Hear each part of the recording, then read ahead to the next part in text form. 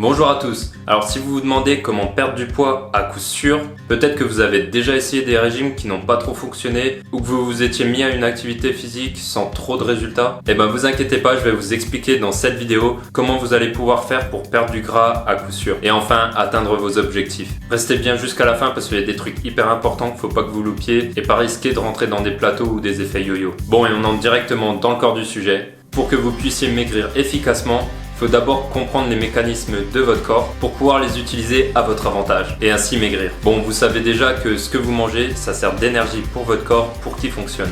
Donc ça va permettre votre métabolisme de base, comme respirer, réfléchir, la production d'hormones, la digestion et les autres trucs automatiques. Et bien sûr, l'énergie vous sert aussi pour bouger. L'important à retenir qu'il faut que vous compreniez, c'est que votre corps garde toute l'énergie. Donc ça veut dire que si vous reste de l'énergie, votre corps va le stocker. Et cela sous forme de graisse. Et donc vous allez grossir. Si par contre vous dépensez plus d'énergie que vous n'en avez, il va devoir piocher dans vos réserves, donc dans les graisses, pour pouvoir continuer à fonctionner correctement. Pardon, un truc hyper important que j'ai oublié de vous dire, c'est que votre corps va d'abord taper dans les sucres emmagasinés avant d'attaquer les graisses. Et donc vous comprendrez pourquoi je fais autant la chasse au sucre. On appelle ça le déficit calorique et c'est sur ça que vous devez vous concentrer pour maigrir. Avant de passer à la suite, vous pouvez mettre un petit pouce bleu et vous abonner si vous aimez mon contenu. Ça m'aidera vraiment à continuer et à partager mes connaissances. Bon, quoi qu'il en soit, on était à chercher un déficit calorique et donc dépenser plus d'énergie que l'on en ingère. Et pour cela, vous avez deux solutions qui s'offrent à vous. La première, c'est de dépenser plus d'énergie en faisant plus d'activités physiques,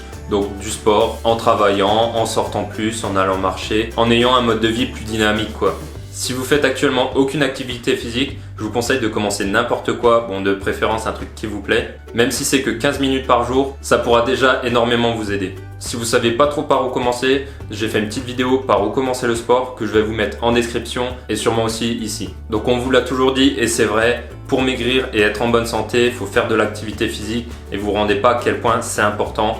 Donc trouvez un truc qui vous plaît et faites-le, quoi qu'il en soit, bougez. Si par contre vous avez déjà commencé une activité et qu'il ne se passe rien, ou que vous avez commencé à perdre du poids et que vous avez vite stagné, c'est peut-être que le volume ou l'intensité n'est pas suffisante et donc il va falloir adapter et chercher plus loin. Mais vous inquiétez pas, il existe une deuxième solution pour faire pencher la balance énergétique en votre faveur et donc maigrir. Cette solution, c'est de diminuer l'apport énergétique et donc ça va jouer dans votre assiette. Alors attention, ça ne veut pas forcément dire qu'il faut réduire les quantités, mais plutôt qu'il faut améliorer la qualité. Déjà, l'important, c'est la valeur calorique des aliments. Donc c'est le kilocal que vous avez sur les étiquettes, sur le dos de tous vos aliments. Et s'il n'y en a pas, genre sur les fruits et légumes, vous pouvez aller voir sur internet. En regardant les étiquettes, vous remarquerez que certains aliments ont beaucoup de kilocalories pour une quantité pas forcément très élevée. Et ça va être le cas surtout pour les sucres. Ah, les sucres, ce poison. Vraiment, c'est votre ennemi, évitez les sucres. Bon, les fruits, c'est un peu mieux parce qu'avec ça, il y a des vitamines et autres, mais même les fruits font grossir. Quoi qu'il en soit, réduisez considérablement votre consommation en sucre, surtout industriel. Plus vos aliments seront travaillés et pire ce sera pour votre corps. Et ça marche pour tous les aliments, mais les sucres, c'est vraiment le pire. Quelques exemples qu'il faut vraiment retirer de votre alimentation et trouver des autres solutions pour les remplacer. Il y a par exemple les céréales d'enfants genre Kellogg's le matin, tout ce qui est cookies, biscuits, bars et tout, les desserts, tartes et gâteaux, les sodas, ça c'est du poison liquide. Ah oui, les jus de fruits aussi, c'est du sucre liquide. Même les 100% qui sont quand même moins pires, ça reste du sucre liquide et vous avez beaucoup moins de micronutriments, genre moins de vitamines et tout. Si vous pouvez pas vous en passer, prenez du 100%. Mais essayez quand même de vous en passer. Et le must, si c'est possible, c'est bien sûr de faire ses propres jus de fruits. Et finalement, je suis désolé pour celui-là, mais le pain blanc. Le pain blanc fait énormément grossir, donc ce qui est à base de farine blanche, de toute façon, évitez. Ça a vraiment un taux élevé de calories et donc vraiment limiter votre consommation de pain blanc. Vous pouvez quand même remplacer par du pain complet aux céréales. C'est moins pire, mais ça fait quand même grossir. Et tant qu'on parle du pain, on peut parler des féculents. Gardez-en dans votre nutrition, mais au fur et à mesure, vous pourrez peut-être les limiter et surtout chercher des féculents qui sont pas issus de l'industrie. Donc pas de pain et puis même les pâtes, c'est pas forcément top.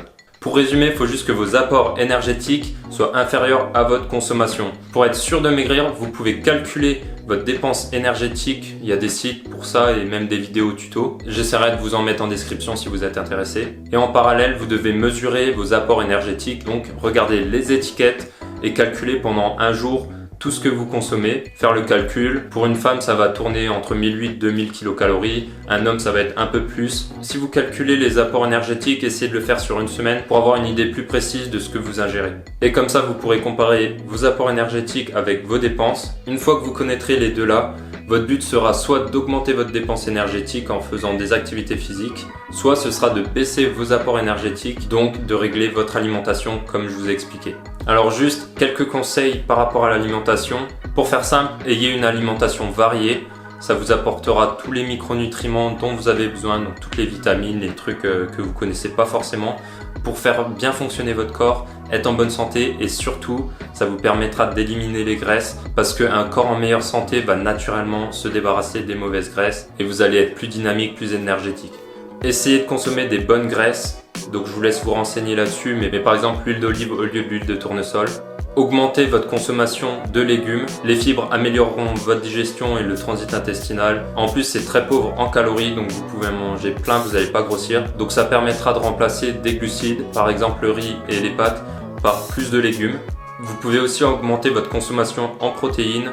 Donc je conseille quand même les légumineuses, que ce soit pour l'environnement et aussi pour les micronutriments. On mange rarement assez de légumineuses. Aussi, je vous conseille de manger plus d'œufs, c'est hyper bon pour la santé. Croyez pas tout ce qu'on vous avait dit sur la limite de consommation des œufs. Et enfin, pour rejoindre les points d'avant, diminuez votre consommation en glucides. Donc diminuez peut-être les pâtes, le pain, tout ça. Et donc le remplacer, comme j'avais dit précédemment, par des légumes et des protéines. Donc je vous dis pas de vous limiter, je vous dis pas de manger moins non plus. Essayez petit à petit de diminuer le sucre et de remplacer certains de vos aliments par des aliments de meilleure qualité. Et ça va marcher à coup sûr et vous serez en meilleure santé, vous aurez plus d'énergie, vous vous sentirez mieux. Ça change vraiment la vie. Bien sûr, le plus intéressant, c'est de combiner les deux.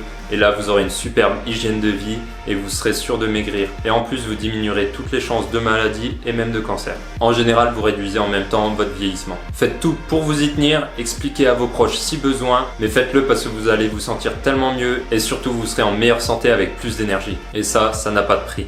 Mais attendez, vous n'avez pas encore toutes les clés et c'est hyper important pour pas que dans un mois vous me dites « Oh mais ça marche pas, je regrossis ». Oui, parce que le plateau ou l'effet yo-yo, vous allez sûrement le rencontrer même si vous respectez ça. Alors déjà, si vous respectez vraiment, ça m'étonnerait que ça arrive ou en tout cas qu'à un stade avancé où ce sera dur d'aller plus loin. Et là, il faudra peut-être un peu de suivi ou se renseigner un peu plus. Quoi qu'il en soit, première petite astuce supplémentaire, évitez la frustration. Sinon, vous allez péter un câble et vous allez abandonner au bout de pas longtemps. Et vous risquez de revenir à votre poids précédent, voire plus. Donc faites un truc que vous pourrez tenir sur le long terme et même améliorer au fur et à mesure pour faire ça toute votre vie. Vous inquiétez pas, même si vous avez peur au début, au bout d'un moment, on s'y habitue et on va soi-même chercher les aliments de meilleure qualité et faire plus d'activités parce qu'on a plus d'énergie et on est mieux dans son corps, mieux dans sa tête, mieux dans sa vie.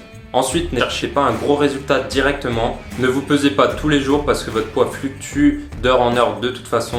Faites-le peut-être semaine en semaine parce que la perte de poids, ça doit être un marathon, pas un sprint. On va chercher à perdre 1,5 kg par semaine et encore pour les plus fins. Et on va passer au-delà d'1 kg pour ceux qui ont vraiment plus à perdre. Cherchez pas un truc trop radical, sinon vous allez mettre votre corps en mode survie. Et du coup, vous allez rencontrer un plateau et même regrossir après. Donc même si ça peut paraître long pour certains de maigrir, vous pouvez vous mettre des étapes intermédiaires tous les mois, mais essayez d'avoir une vue globale à l'année et vous dire que même si vous perdez 1,5 kg à peine par semaine, et ben dans un an, vous inquiétez pas, vous serez bien plus fin. Et si ça fait des années que vous n'arrivez pas à maigrir, et ben ça fera déjà un réel changement. Ça me fait penser que regardez pas votre balance, parce que vous pouvez perdre des graisses mais ne pas perdre de poids. Parce que le poids sur la balance, c'est aussi vos muscles.